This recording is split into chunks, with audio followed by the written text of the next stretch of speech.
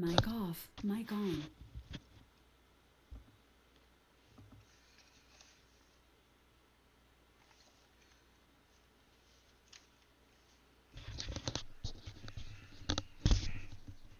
Okay, so today we are going to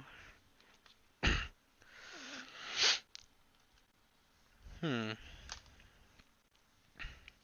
I'm not 100% sure yet. Okay, good. Audio's working fine.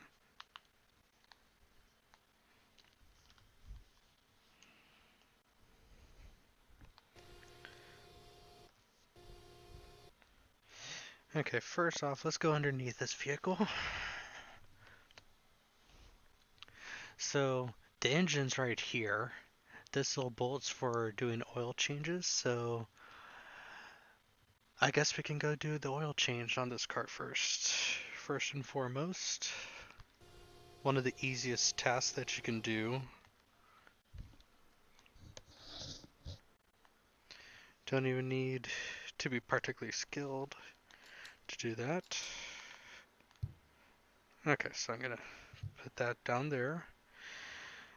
And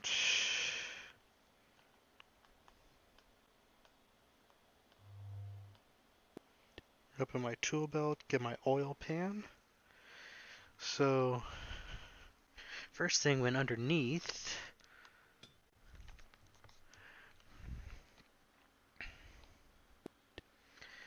So what we need first is a ratchet wrench. And I think on the vehicles that I've done, let me get this. On the vehicles that I've done, it's typically been, I think, like between 14 and 17 millimeters for the drain bolt. But first things first, let me do this little side thing. So first off, when you have your engine, there's going to be two dipsticks. One is going to be for the engine oil, and then another is going to be for the transmission oil. Now, on here, you can't see where the transmission level is. Um, yeah, I believe in this game, the only way you really know is by removing the fill port on the transmission in order to see. But usually in normal vehicles, you'll have two different types of dipsticks like this. One of them will say engine oil, usually, and you just pick it up. Then you take it, obviously it's going to be longer than this, and you'll have a range.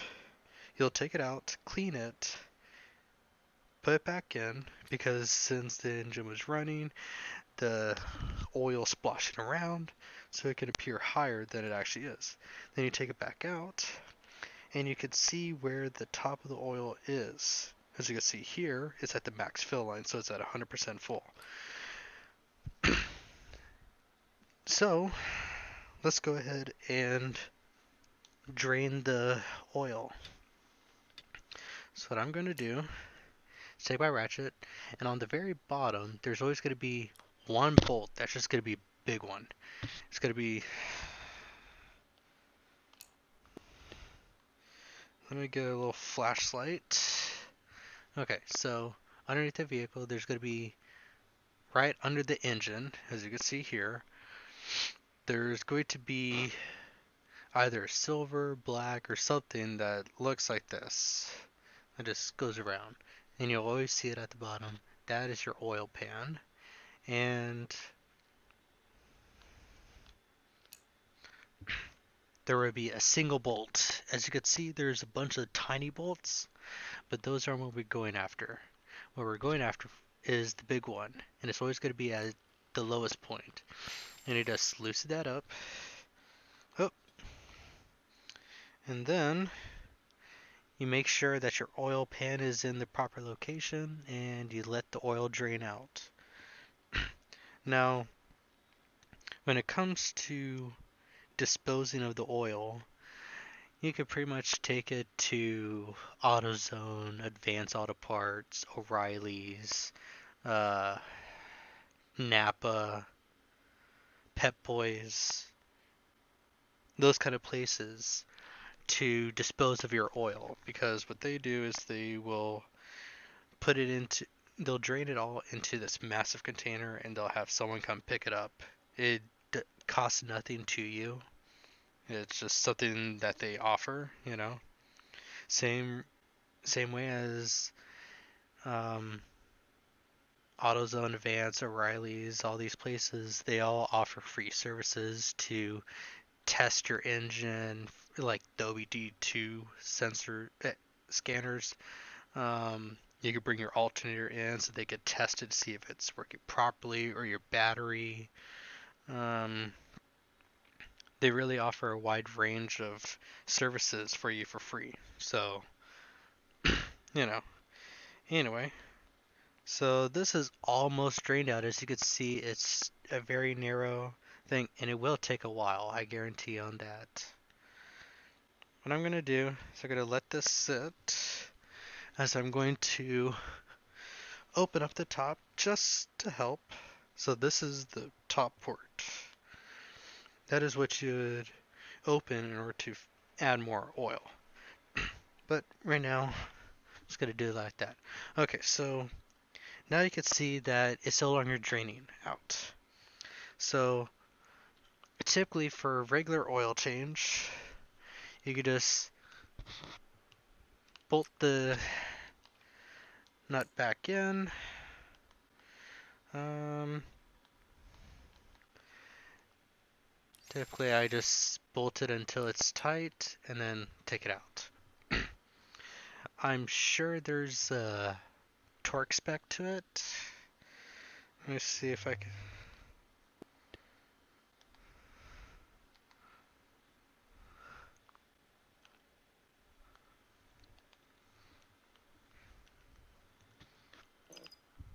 Let's see, does it say on here? Okay, so 30 newton meters, plus or minus 25%. So, you know, if you have a torque wrench, then that's important. But otherwise, you know, just tighten till it's tight, but don't use a breaker bar or a cheater bar or anything like that to really go above and beyond. Just make sure it's just tight in there, and that's it. Now, for the, let's see, does this thing have those options? It looks like it does not. Okay, so the next stage is to remove the oil filter. On here, it's easy. You just pop it off. Well, easy shit right there. But in reality, odds are, if a shop has done it, it may be over tightened. And it's going to be hard to just go in there and loosen it up by hand. So you'll need an oil filter remover. It could be one of two things. It'll be either a massive little socket wrench that fits around this. As you can see, it has little notches around the side.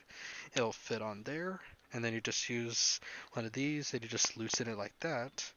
Or it's going to be kind of like a belt fed, where it has a loop and you put it on, and as you turn this thing, it will tighten that belt around the oil filter, thereby locking it in place, and then as you turn it, it will start loosening it up for you. Now you got to make sure that you're doing lefty-loosey based on its orientation. So if you're looking at it from above and you're looking down, trying to turn it, make sure it's going this way as you're loosening it. You don't want to be turning righty-tighty, because that'll tighten it and you could damage the threads. Anyway, so what I'm going to do is purchase replacement.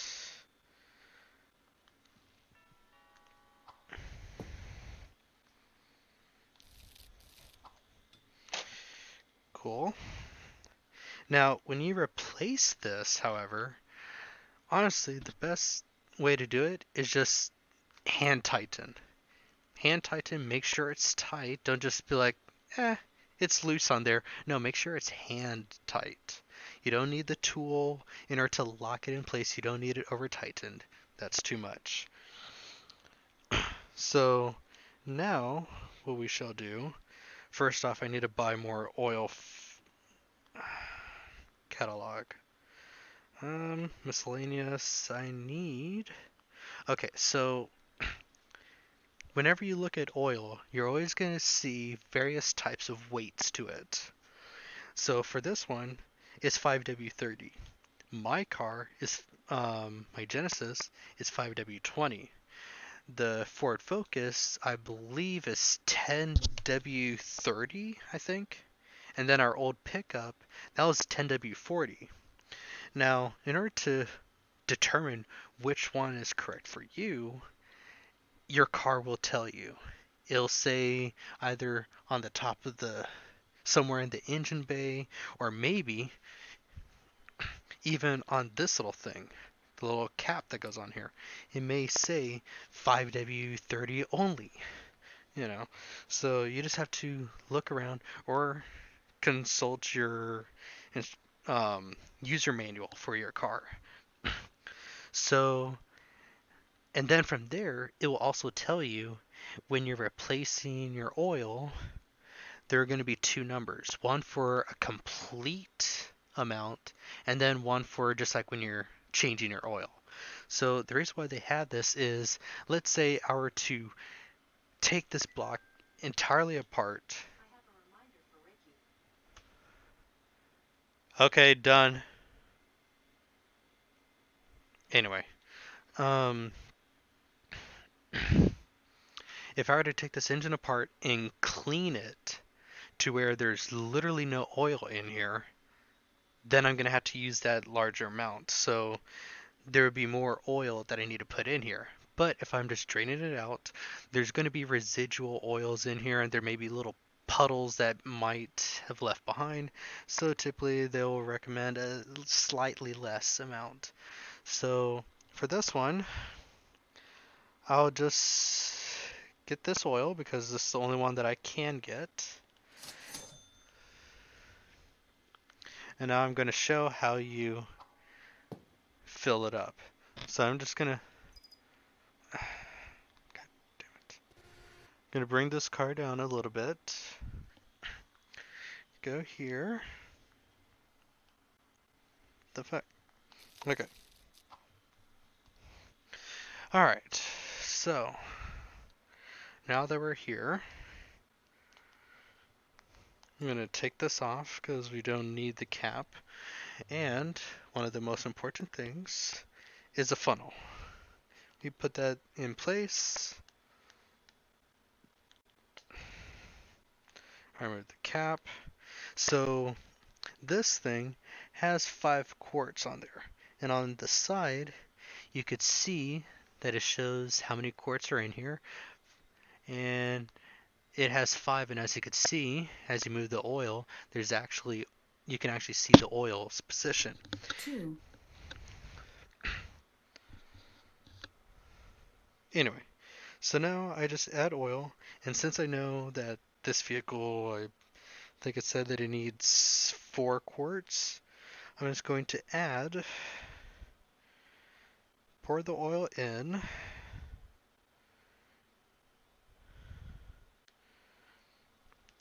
And then I check the side, and we could see that we're down to about 3.5. So that means that I've used 1.5.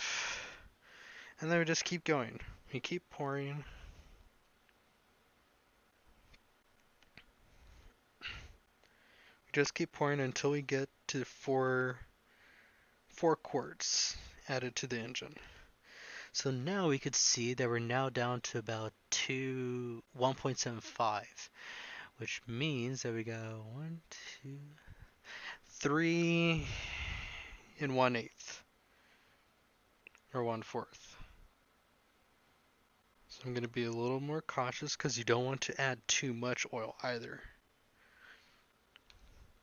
Because if you add too much, then you have diminishing returns and you end up not having enough space for the oil to actually move around and lubricate, and it just becomes hindrance, something like that. Okay, so now it's at a little less than 1.5, and I believe that's probably about good. So we can go ahead and check our dipstick.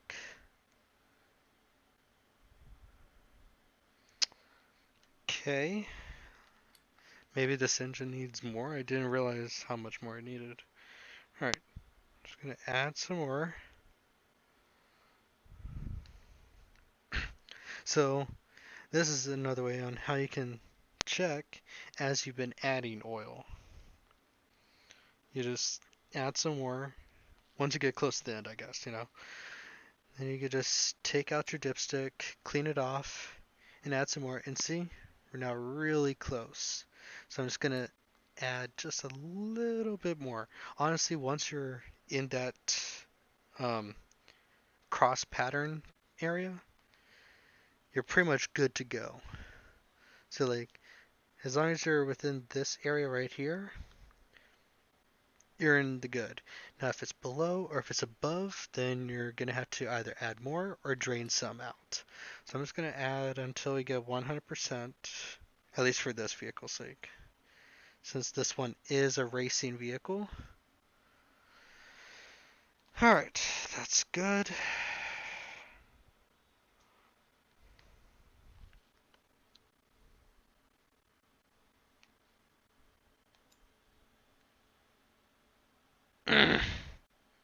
Fine.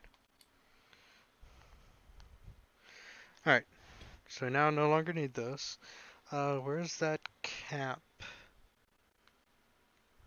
I mean, I know this cap, but where's the cap for the oil? Oh, and it costs money in this game, so I don't want to just throw it all out.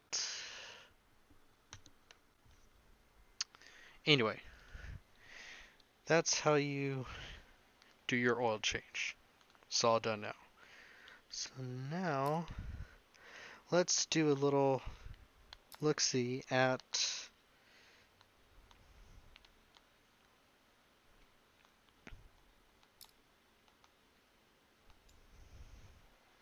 okay, so I'm gonna take apart this so that way we could take a look at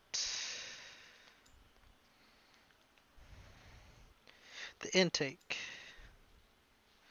So here's the intake. As you can see, it's just a filter that's all surrounded and has one opening. Nothing too special. How is this?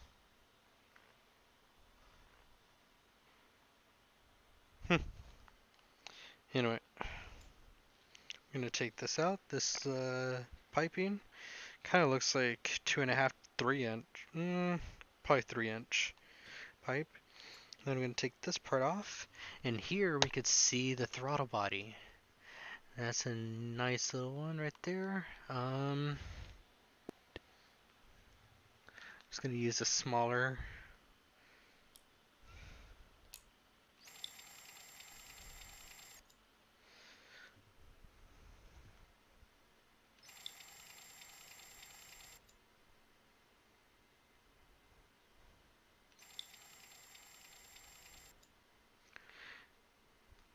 Now typically throttle bodies are going to be either electronic or cable controlled.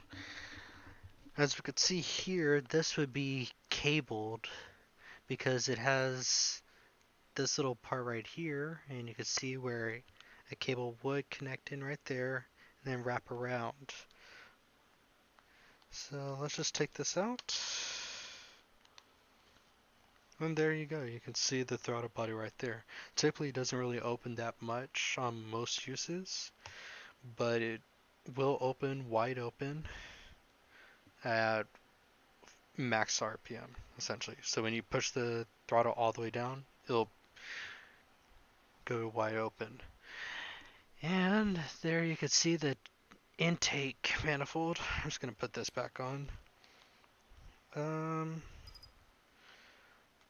64 millimeter throttle body, 30 newton meters.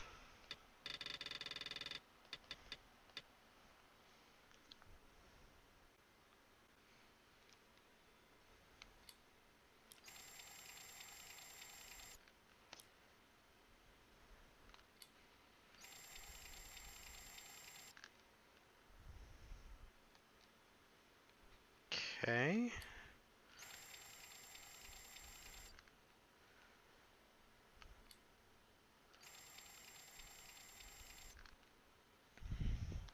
Now I will say one thing though. Removing these clips, they may look easy in this game, but oftentimes they are not easy. The ideal ones that I like are they have, come on, come on.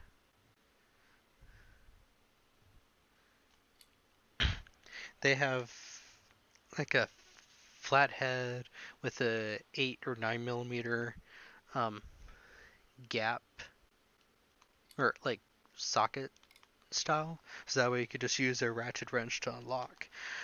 But oftentimes manufacturers will put on this cheap little um,